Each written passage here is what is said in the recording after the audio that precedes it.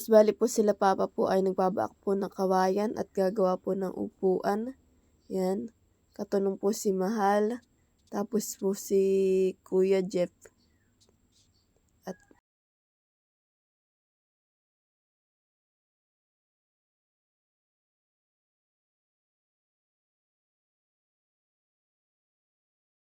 yan guys, at kinakayasan na po ni Lolo. Tapos po nakajip yung kawayan para po din nagkakabit na po din sa upuan.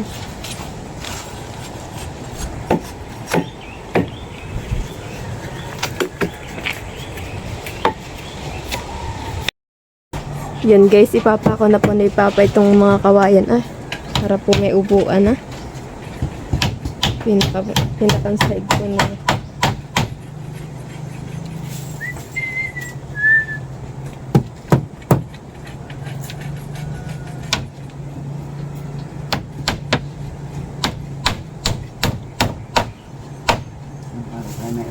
Itong mga kawayan Papa, ito isang galing. Hindi, sa mulon. Malalaki. Yung malalaki. Hindi rin kumapit na. Kaya siya.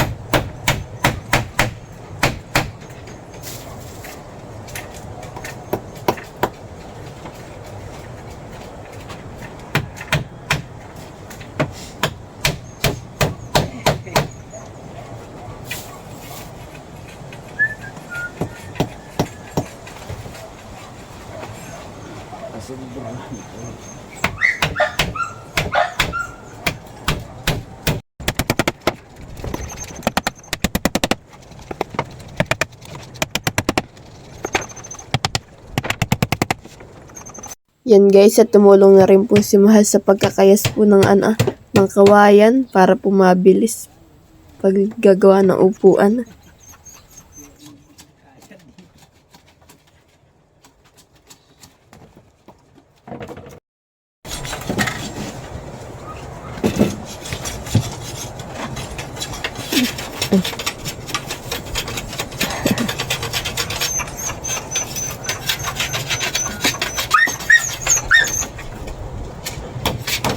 Yan at nagpapako naman po dito sa kabila.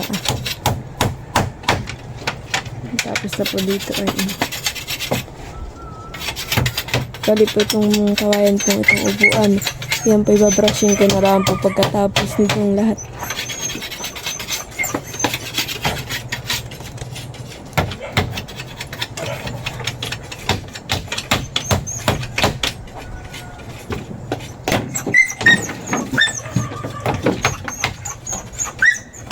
Tunog kaingin.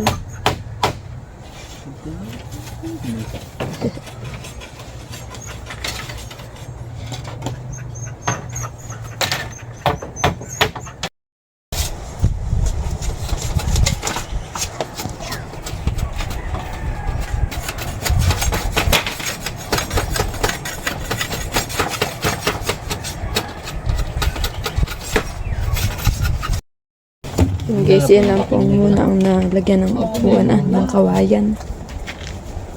Bali tatlong lang po. At kinulang na po sa kawayan. Kasi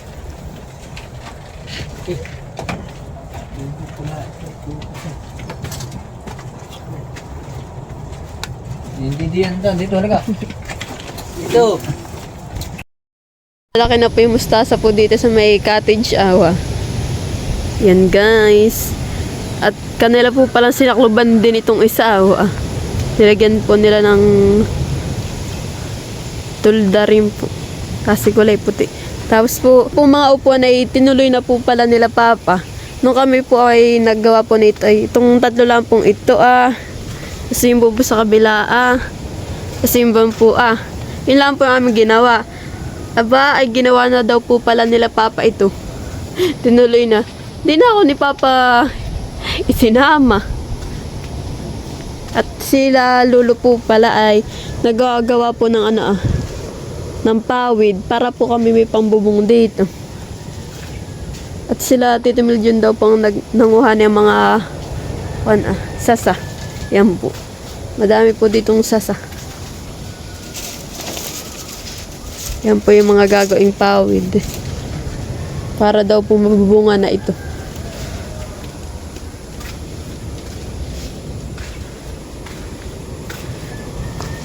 Yan. Dito. Yeah. Dati titanggalan din ng Yan guys. Oh. Yeah, maganda to. May mga upuan na dito. Dapat pala malinis itong mga upuang ito to. Madumi. Makanis naman pala. Kaya nga, Pinakinisan mo tayo. Ang dapat pakinisan ay itong mga ganito. At mahirap pag ito, halimbawa pag napaano ka dito ay sugat. Ito po ay, kaya po dito ay parang wala pang harang. Lalagay po diyan ay kawayan din po. Ala nga iti bukas. Wala ni bukas. Pangit naman pag bukas iyan. Halimbawa ay, nandito may tao dito sa kabila. Tapos dito naman po sa kabila may tao din. Yung mag-aabutan ng pagkain. At kayo po ipapashare ko din po dito sa sa dagat. Bali po dito yung magagawa pa rin po ng cottage pa. Nag-ano pa po sila magkakapatid kung itong isa, tas yung pa po. Bali po ilan po yata gagawin po nila ay. Parang masarap dito magluto at itong ating tanim dito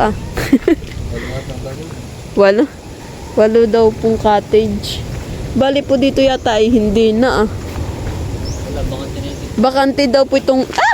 Bakante daw po itong gitna. Sasagot mo sa gilid. At ang gagawin pong cottage ay dito sa may gilid naman po.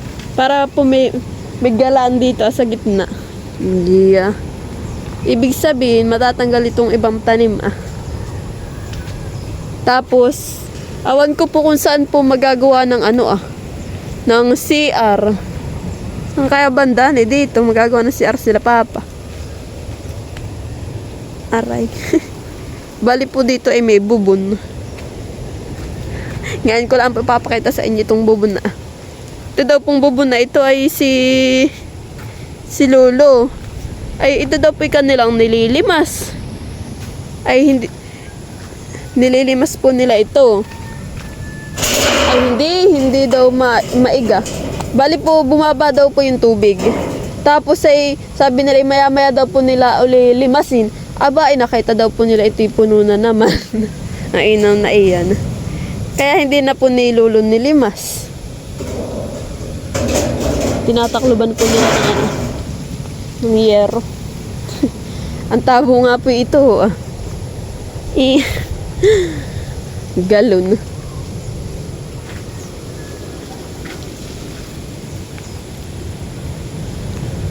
Parang bahay kubo lang ang pigan may mga tanim dito sa gilid.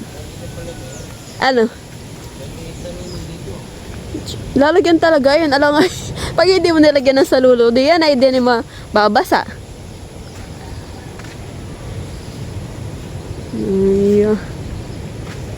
Excited na akong matapos talaga ito. Wala pa yung nagbubuo. Oo, sa ganito lang po siya mababa. Pero po pag ito daw po itatanggalin Pero po ito yung mataas. Oo Sa loob hindi nga. Sa loob po yung sobrang taas po. Ito lang. Ito lang pong gawa nitong kawayan. Kaya mo kumawaan. Oo, gawa po niyan. Ito na may tatanggalin ito. Daanan ito. Kagaya po nito, tinanggal po yung beto. Tinanggal. At pag mayroon naman po talagang kawayan suko. Ito Ito na sa loob hindi na. okay lang po itong kabila ang meron. Wala ako. Lawak po nitong cottage na ito. Ina.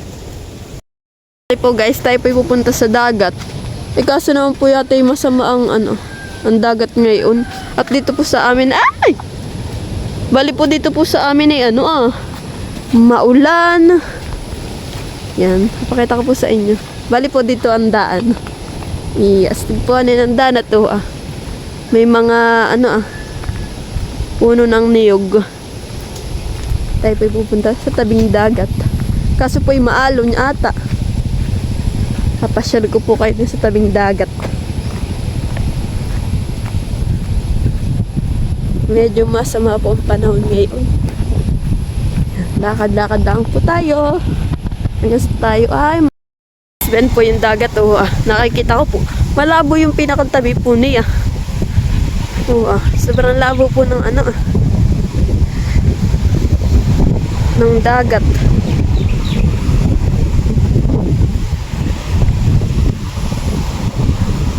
Yan, napakaalon po.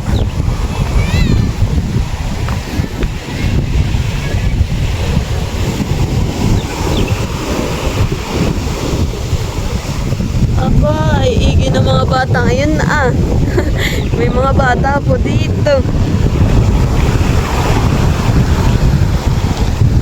Yan guys, sobrang alon. Dito po ay may mga cottage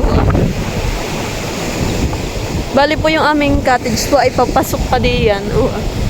Papasok po diyan. Dito po ay sobra na pong dami ng mga cottage. May mga resort po dito. Po, may marpets. Yan. Guys, sobrang lakas po talaga ng alon. Just may itong mga batang ito ay pag nadala ng alon.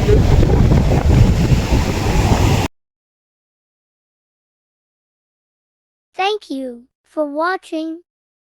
Like, comment, and share.